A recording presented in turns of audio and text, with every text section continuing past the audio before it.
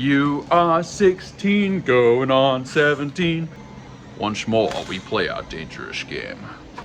I do want to mention, you guys have been buying the crap out of the 3D models, and it's great. It means I can dedicate more time to this channel.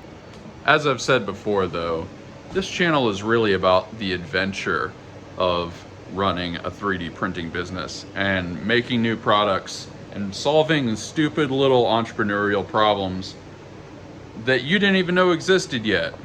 It's fundamentally about taking that ride with me.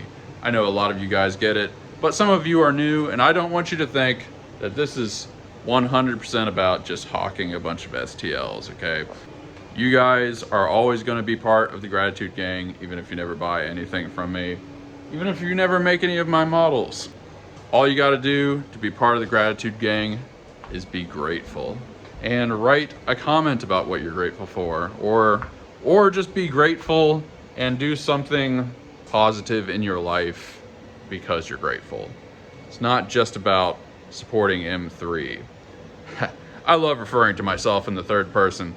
And I'm also kind of saying that because we've got some good stuff. We got some good stuff in this episode. You're gonna love it. We made some great new products. You're gonna get the first look at them. Obviously they're not painted yet. They're fresh off the presses. Funnily enough, I believe the word for press in German is the same as printer. Druck. It's like our word struck or something like that. Yeah, like the presses, hot off the presses. I think they would say truck. Trucken for plural. So with that etymological observation, hot off the presses, let's see what's actually hot off the presses. We got a small T-Rex skull with the backing plate, of course, and we made 2 of these. For anyone that just myopically pays attention to everything in these videos, yes, I got this at the thrift store, and I think this is the first time I ever wore it, so. Oh, welcome to the world, shirt. We got a wolf here. We're gonna be printing the paws and then doing a special paint job. This is for a member of the Gratitude Gang right here. So this is a special thing. And actually, we're probably gonna make this its own product because it's gonna be a different color. Here is the custom job I talked about yesterday. It is a beagle. The big worrying thing was these ears, because they're actually pretty thin. I'm not gonna mess with them too much, but I'm just thinking about how they're gonna ship. I mean, I think they'll be all right. I really made sure that a lot of the ear here was attached, so it wouldn't be as fragile as it otherwise would be. But yeah, he's looking pretty good. Yep, once you see this guy painted, you're gonna lose your you already know, big sharky, or rather little sharky. Maybe I should make like actually small sharks that are like that big. I don't know what I'd market them as, but here's another T-Rex skull. I'm actually not sure if I made this extra or I had 3 of these, but they sell enough that even if it's extra, it doesn't matter. Second new product. Woo! Yup, it is a dachshund. And very similar with the ears, of course. Yup. That should be all right. Yep. I was just a little worried about them being like too thin down here, but I think it'll be fine. The funny thing about this is in order to be a headphone stand, I had to make this dachshund's head larger than in real life. But yeah, he's turning out pretty good. He's got that surly sort of dachshund look around the mouth. And trust me, the eyes are very cute. In fact, I'm very excited about this getting done today. We've got a decent amount of action over here. We're actually out of the D20s we pre-made for Christmas, and we are making 2 of them, and I just noticed, dang it. Oh man. Yep, that's a layer shift right there. Dang it. We're gonna get these guys loaded, and then, well, we'll see what happens after that. Interesting. I was just looking through my emails and I got a bunch of money for a custom order and I don't even know what it is. So that's good. What a great thing to see in the morning. Maybe we'll say a little bit on custom work because I haven't really talked about it that much. I always get paid up front, you know, people debate this kind of stuff. Like some people do like half up front, half afterwards. But like there's some value in weeding out the people that are really difficult. And the difficult people will not pay up front. I've talked about this kind of stuff before, but you have to choose your customers wisely. When you're first starting out, obviously you're just trying to get customers and you kind of got to accept everything. That's just the way it is. It's the way the cookie crumbles. But at a certain point, it's like, man, it's such an advantage to not take the problematic customers. I hate saying that, and like, it's almost nobody. Remember, it's like, if you ever waited tables or something, it's like most people are pretty cool, okay? But every once in a while you get that one person that's not, and it can be a train wreck, man. Whew, memories come flooding back. So in my opinion, getting the person to pay all up front, it really solves that problem a lot. You gotta be willing to say no. So yeah, the reason I don't know what custom order that's for is because I've had so many conversations with so many people, and then sometimes people take like a week to pay. It's like there's no way I can remember. I'm just gonna have to look through my Etsy messages and they'll probably say something. Time for some rock and roll, by the way. We got pretty much everybody doing a job. I think we're gonna show a little something. I've got so many of these like empty or almost empty rolls. During Christmas, a lot of times I was trying to save some time, so I just like left them kind of around. Like here, there, here. Oh yeah, that one too. Whole bunch over here. So I think we're gonna gather those up and put them on the racks. Yep. It takes a good while to make these spools, so you know, you don't want them like kind of around and just getting stepped on or falling over, or falling on the floor and getting broken. It takes quite a while to make these.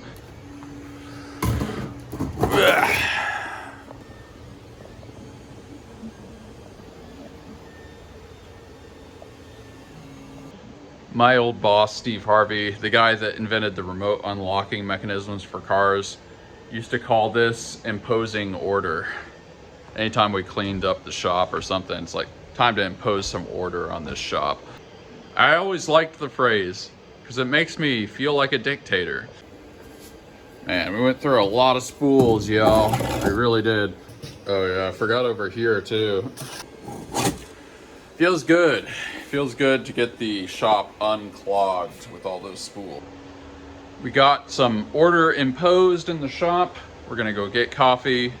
Then what we're gonna do, we're gonna come back, gonna make a bunch of filaments, we're gonna package some things, and we're gonna introduce you to one of the new products. You haven't even seen this yet. It's a whole new thing. You're gonna lose your shit. It's a pretty nice day out today. I'll take this any day over the deluge we had previously. You know, last I checked, I was about the only person who's combining the painting with the heads and everything. I think I might just make like every breed of dog. Like all of the dog headphone stands I've had have sold pretty consistently. None of them have been huge, but it's like, man, if I had like 50 of them, I'd probably be selling them all the time. Man, maybe next I should make a Dalmatian. We could take pieces of tape and just make circles or blotches, and then like do an undercoat of black and then do white over it. It'd be like pretty easy actually. Every day I be donkeyed, they see me donkeyed, they hate it.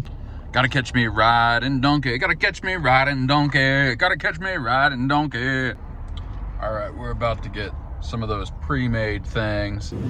This is where you want to go in Brookshire Brothers. All this pre-made stuff, I just get tons of it. These ones, I get a big one and split it in two. What? We made some very good selections today. All of this is cost effective, fairly healthy, and very good. So pork shoulder steak, $5. This is one of the more expensive things, $8.95. This, look at all that for $5. Now these are really nice. These are reduced for quick sale, but they're still good.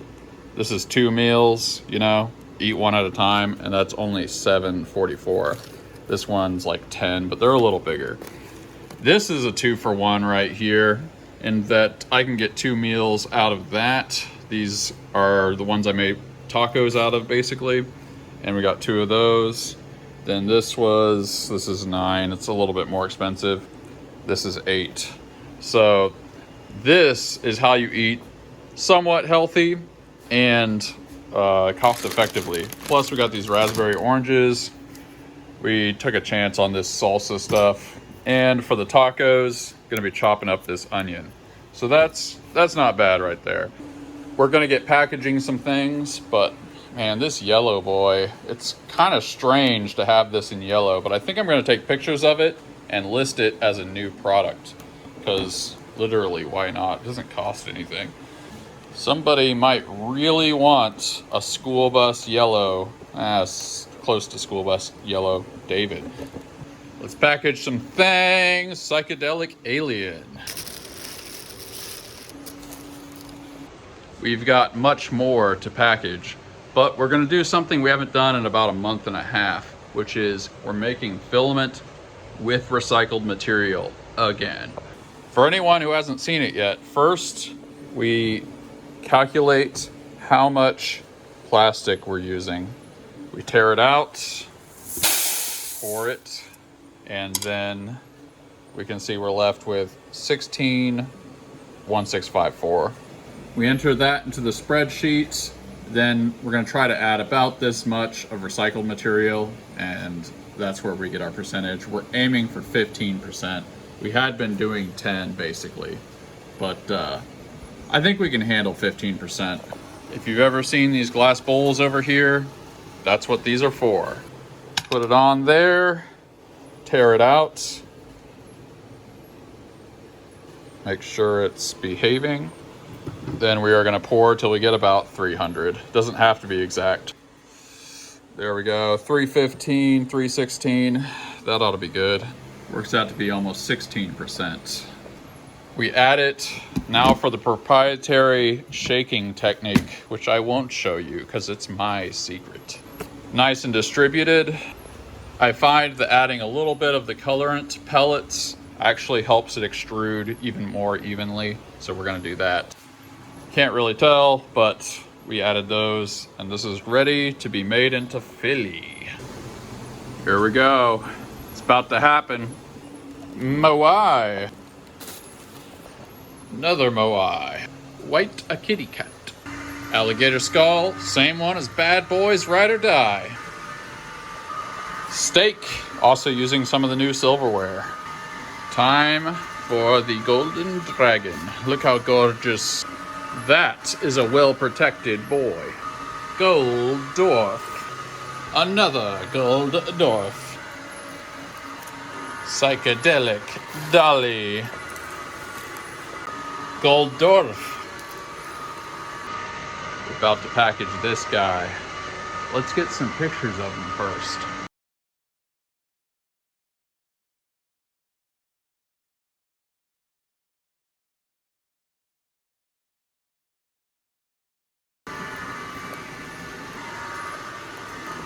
Rock fist guitar hanger.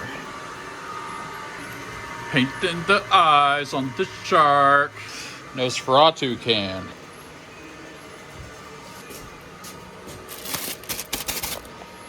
Time to ship the big red D20. Big a blue a shark. Painting the eyes on the cat. Painting eyes on the golden shark. Moai 2. Golden shark. Alright, time to mail the black cat. Time to ship the wall art, and we actually sold another one of these things. It'd be really cool if this caught on. We've gotten a lot done today. It's time to ship the bronze Winston Churchill pipe holder. Well, that ended up being a lot of packaging. I was going to launch a new product today, but it's gonna have to wait till tomorrow. But I will give you a sneak preview before tomorrow of the new product. You're about to see it. Here it is. It is the finished Chihuahua Pilot. We even gave him some details here, a medal and a badge. We're not gonna be giving him away this episode, but I just want you guys to get a look at him. Next episode will be the giveaway, and yeah, I just didn't have time to pull it off today, but tell me in the comments what you think about this guy, because I'd love to make more similar types of things. We could do it with other kinds of dogs. We could do Chihuahuas and other kinds of professions or garb, but yeah, he's a beautiful boy. I'm very proud of him.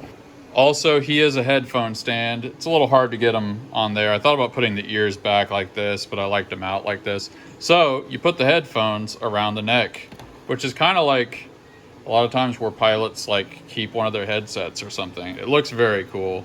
We'll show you tomorrow. But yeah, here's your sneak preview.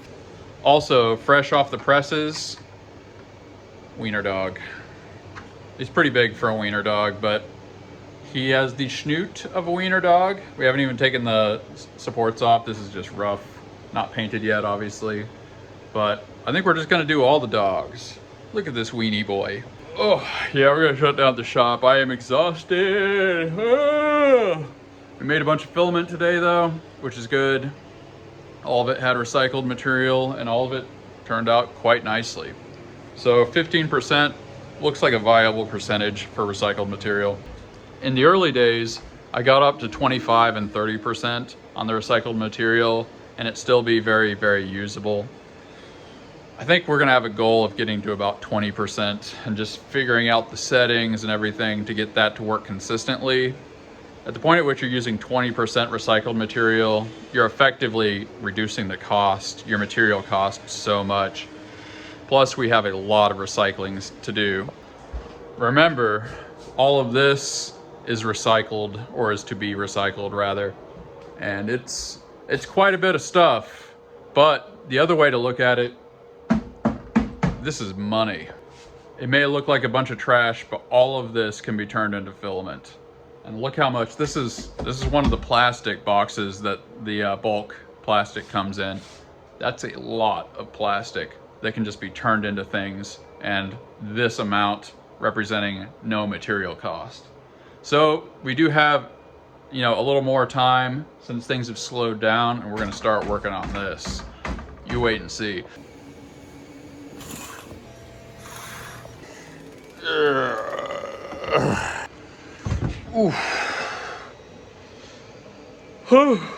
Oh man, well, I'll be honest with you.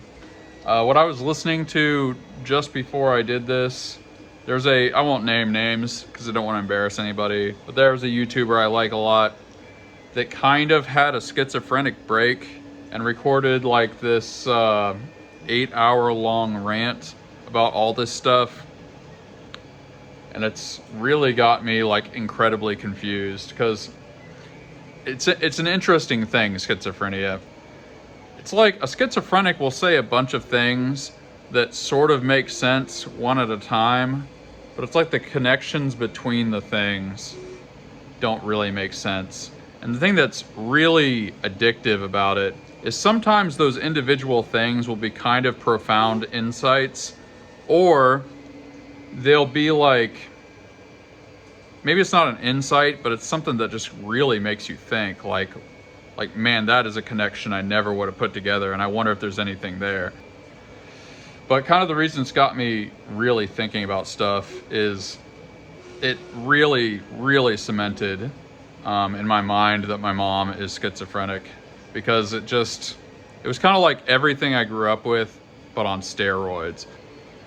I don't know a ton about it, but I did get into studying psychology basically to figure out what was wrong with her initially when I was 19, which is exactly half my life ago now. So like a lot of common traits of a schizophrenic person, other than the obvious things of like that we all know about, making connections between disparate things that sometimes are actually kind of valid, but just really counterintuitive, and sometimes are just completely false, obviously. But a lot of times, it's like they'll kind of be a bit narcissistic, and in some ways, I'm not saying it's understandable per se, but it's a little bit like if you're making these connections, try to get in the mindset a little bit. If you're making these connections between things that most people would just never associate, and it makes sense to you, you're gonna feel kind of smart, you know? But obviously, it's not justifiable or good to be a narcissist. I'm just saying you can kind of understand why they think that. And then you kind of get into that thing of like, well, since I have this special insight, maybe I kind of know what's best for everybody else better than they even do. I guess how this relates to our little community and our group is there's just so many reasons to try to stay grounded and humble and fundamentally appreciate each other. If you want to be really, really right, if you truly want to know the truth, you need to go into most situations not assuming that you already know what's up. It's that cheesy Chinese proverb, a bowl is most useful when it is empty. Like, you have to kind of approach a lot of things with emptiness, basically. Like, obviously a lot of schizophrenics have some predisposition to that initially, but it can be very triggered by having a traumatic upbringing. And part of the thing of trauma is you have to rebuild an entire theory, an entire moral theory of the universe. And especially when there are things that are truly arbitrary, nothing is truly arbitrary to a schizophrenic. I mean, the deep part of that is it's hard to know whether anything is truly arbitrary. In other words, it may be that they're sort of right, but that doesn't mean they're thinking about it the right way, obviously. So there's a real value in just assuming that you don't know how the universe works. See, everybody is so certain about everything, especially people that don't know anything. Now, this may sound like really esoteric, philosophical, psychological BS, but really, think about your own life and think about what you're assuming that you know how to do. I mean, this is real practical stuff. Think about your business. Like, think about how much better your business might be if you just realize, I haven't thought of a really great product yet. Like, maybe you're selling a few things, some of you are even maybe making a living off of it, but that can lure you into this thing of like, oh, I've found the thing I'm supposed to find. I know the thing I'm supposed to know. Even though it's less comfortable, it's a lot more useful to just assume that you don't know what you're supposed to know yet. It's not that, but then you combine that with appreciation. It's not that you're not grateful for what you have, but just know that like your story's not over. You're not at the end of history. When we make ourselves gods, it can't help but be true that our worship will be very impoverished. When you go into things already assuming that you understand what is highest and best, you're really just robbing yourself of your own potential. So don't do that. We'll get to reading comments, but this just has me thinking. Like, when I first started recording music, something I used to do very diligently is about every 2 to 3 years, I would learn a new instrument. The reason I did that is because I never wanted to forget what it was like to be a beginner. You know, the first thing I obviously started playing guitar first. Then I started playing bass, and that felt strange because the notes are really far apart. Then I started playing mandolin, and that was strange because the frets are really close together and it's tuned differently, which is very confusing. Sort of through this whole process, I was kind of learning keyboard along the way. And the biggest challenge for me was learning flute.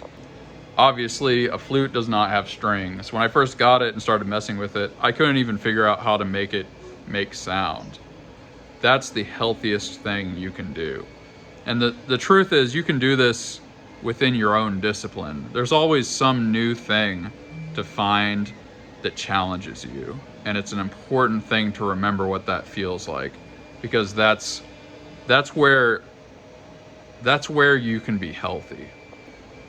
Almost everything that is psychologically healthy has to do with growth. or fostering growth in others. So before we read comments, that's kind of the top line from all of this. Always find some aspect of your life where you can be growing, because there's just no other way to live. And everything else leads to arrogance, or it just leads to error. And both of those make you look stupid. I mean, do it for your own vanity, for God's sake. Have a little self-respect. On Discord, there was some discussion about how the random process should work. And I think I've come up with a fair way. I've really thought about this. I've come up with a fair way to be giving away these products. What I'm gonna do, I'm gonna count the amount of messages. Like if I get 20, I'm going to use a random number generator to give me a random number between 1 and 20. And then we are going to select that person. Now, something else I'm gonna do, I've found that people often don't respond very quickly. So what we're gonna do is pick 3 finalists, assuming we get at least 3 responses. I'm gonna pick 3 finalists and tell each of them that they get the prototype for free if they message back first. So there is a little bit of gamesmanship in this as well. A tiny bit of skill, a tiny bit of diligence involved. So as best as I could think of, that's the fairest process I can conceive of to give away these products. And like I said, I'm gonna be doing this basically every other day. We would have given one away today, but I just had a ton of things to do. Basically all the discussion on Discord was around that. Let's see here. David's 3D Project says, try Slant 3D for printing services. They have an API, blah, blah, blah. This guy doesn't know the lore. The guy who started Slant 3D was one of my early competitors. I really cannot stand that guy. He's a multi-millionaire and he started ripping off all my products. I don't recommend anybody think about Slant 3D or give him any attention whatsoever. I mean, this is a guy that like really kind of screwed me. I've said so before, but there's been like 3 or 4 times that this business literally almost failed, almost just fell apart. And when that guy with all of his resources, this guy could just hire teams of people, and he ripped off basically all of my products. But we managed to persevere, and because he was so greedy and just priced his products way too high and made inferior products as well. His are much smaller than mine. We eventually basically won that battle, but I can't stand that guy. I don't really have a grudge. I don't hate him. Yeah, I do. I can't stand the Slant 3D guy. He's just such a, I'm not gonna swear. I can't talk about this guy without swearing, so we're not gonna talk about that guy. I guess I haven't talked about this in a while. Some guy whose name I can't read. Rook something. What printer are you using for large prints? I have a Neptune 4 Max for the large build volume. Any tips for leveling those larger build surface? I think it means build surfaces, not services. Basically, any tips? These are Creality S5s. I guess it's been a while since I talked about that. I don't use auto bed leveling. I actually find it really annoying. But I've also just spent years and years and years leveling by hand, and I can do it so much faster than basically anything else. By the way, whoever wrote that thing about Slant 3D obviously didn't know anything. God, I can't think about that guy at all. Oh, here we go. The Bosun. Cheers. Just bought your file. Thank you. We'll read one more. Man, I really can't read. The Hawk something. I probably need a new prescription, guys. Is it a good idea to use Etsy messages for your giveaways? Don't the Star Seller stats get affected if you don't respond quickly to every message? This guy is onto something. Yes, the response time to messages is one of the criteria for Star Seller. Anyone that doesn't know, Etsy has this thing called the Star Seller program or something like that. It is a customer service badge that you get for having extremely good customer service. One of the factors is how fast you respond to messages. But it's only within 24 hours. So it's very, very easy to respond to the messages quickly enough. All right, I gotta switch my mind away from the slant 3D guy. Oh, it's been years since he was a real problem, so we're past that, but I just need to get back into the gratitude mindset. That's why we do this. All right, gratitude. Try to be grateful. Actually, you know what? One thing I'm grateful for, sincerely, I'm not just saying this, I'm grateful that this business has survived 3 or 4 major attacks. I really mean this from the bottom of my heart. The first thing was, this business was started about a year before the pandemic. Number 1, we made it through the pandemic. Now you may wonder, why is that a big deal? Well, for one thing, I wasn't making filament back then. And Amazon did the thing where they only sold essential items. Apparently, 3D printing filament was not essential. Some of you probably remember this, honestly. Some of you that have been in the game longer. So that was a nightmare. What I ended up doing, I ended up spending all the money I had saved up to that point from the business on one eBay seller that had like some off-brand filament, and apparently they just had a whole bunch of it. And I bought enough of that filament to like stack up against, like if it was on this wall, it would be from there to the floor. I bought so much filament. It was everything I had saved. And somehow we just made it. We just made it. When we ran out of that filament that was on the wall like that, not here, back at a different place. When we ran out of that, then they started selling filament online again. And this whole thing would have fell apart. I mean, I guess we also could have just stopped selling, but seriously, just absolute skin of the teeth. I just realized the stories for the other 3 things are just going to take too long. That's not the point. The point is, I am grateful that this is here. I am grateful that we somehow made it through everything. And honestly, that's why I'm motivated to start taking some real ground. We're getting serious about releasing new products. We're getting serious about making videos and doing things to engage the community and to give back and just show appreciation for everything. Because I shouldn't be here, man. There's just been so many things that I just barely made it out of. A lot of you probably relate to this kind of thing. And yeah, it's the year of gratitude, baby. We're taking life by the horns. And that's what I'm grateful for, so it's your turn. Gratitude gang, tell me in the comments what you're grateful for. This is your community service. This is your time to shine. Tell us about the small things in life that give you joy. Tell us uplifting stories. Tell us non-uplifting stories. Tell us things that matter to you. Things that have really changed your life. We love to hear it, and also feel free to join the Discord server. Just message me on Facebook. A lot of you do, and it's growing and it's thriving, and it's a beautiful little Garden of Eden online. I look forward to reading your comments. I will read probably all of them. I will give you probably a heart, and I will probably give you an upvote. I really appreciate everything you guys do for the channel. I appreciate the downloads. It means a lot. We're gonna have the 3D Cults 3D store in the description again if you guys want to check out. We got a bunch of designs up there now. But either way, I am very appreciative of what you guys do, and it means the world to me that you pay attention to this channel and you interact and do all the stuff you do. I mean it. I'm grateful for everything. So we'll catch you on the next episode. Have a peaceful day.